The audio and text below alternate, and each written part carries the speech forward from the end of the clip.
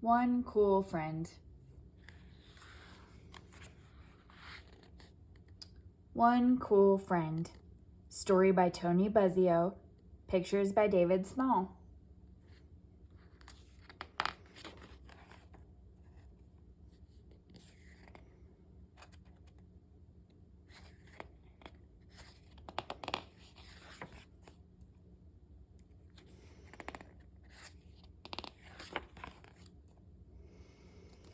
Elliot was a very proper young man.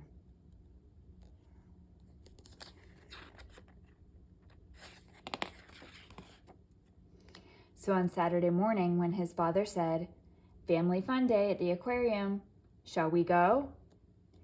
Elliot thought, kids, masses of noisy kids. But he only said, "Of course. Thank you for inviting me."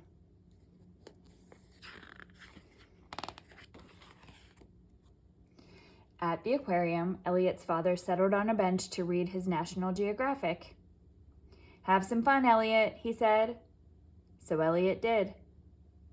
He skipped the mobs of kids at the giant saltwater tank, amazing jellies display, and hands-on tide pool exhibit. At the end of the hall, he discovered penguins! In their tidy black feather tuxedos with their proper posture, they reminded Elliot of himself. Even Ferdinand Magellan looked like his kind of guy.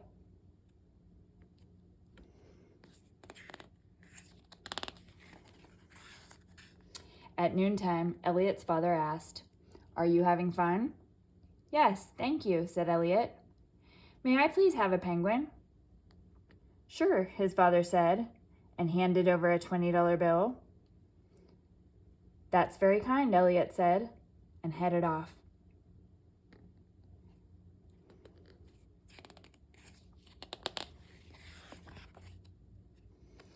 Elliot emptied the school notices from his backpack, selected the smallest penguin, and popped it inside.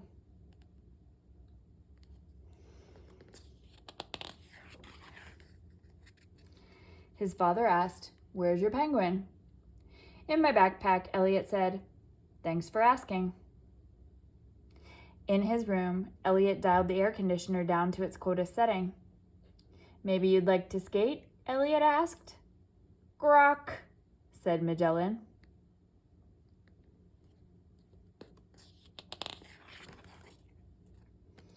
So Elliot dragged his old wading pool upstairs, then fed the garden hose through the kitchen window and turned on the faucet. "Forgive the inconvenience," he said as he passed his father's office.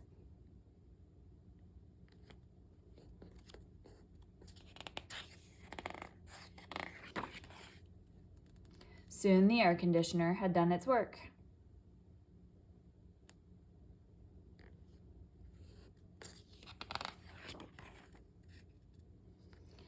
Later, Elliot knocked on the door of his father's office. "I have some research to do at the library about Magellan." "When I was in 3rd grade, I got Captain Cook," his father said. "Where did you keep him?" Elliot asked.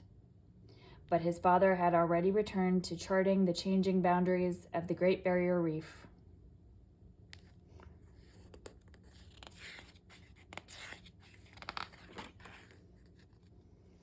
Elliot and Magellan rode to the library. When Elliot set him on the librarian's desk, Magellan held completely still. Ms. Stanbridge didn't blink an eye, even when Magellan blinked his. She helped them access www.penguinsonice.com, copy pages from Antarctic Anecdotes, and borrow Best Behavior for Birds. On the way home, Elliot stopped for 8 bags of ice and a snack. Luckily, his father's $20 bill was just enough to cover it. "How did the research go?" Elliot's father asked from behind an atlas. "Great. Magellan was perfect," Elliot said. "Just like Captain Cook," his father said.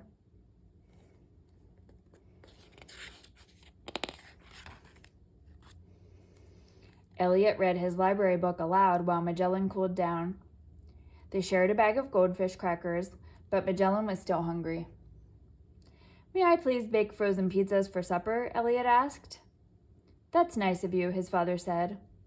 "But the only flavor we have left is anchovy." "Perfect," Elliot said. "Magellan loves them." That evening, Elliot heard his father rummaging for ice cream. Luckily, Magellan had politely moved the carton to the front of the freezer shelf.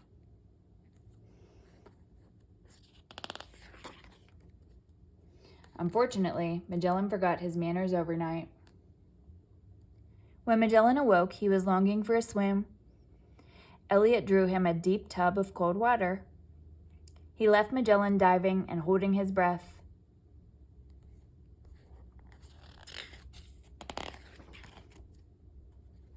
"I think I'll have a bit of a soak," Elliot's father announced. "Wait," Elliot said. "I left my penguin in there." "I'll set him on the hamper and do my best not to splash." "Elliot!" Elliot rushed to the door.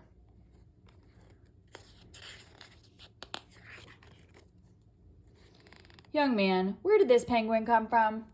Elliot's father demanded.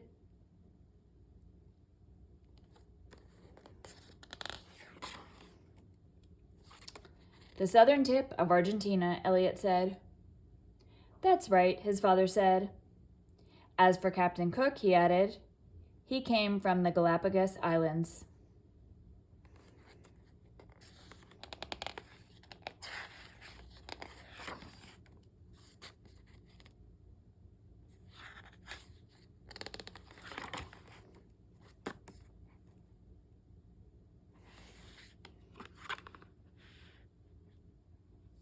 The end.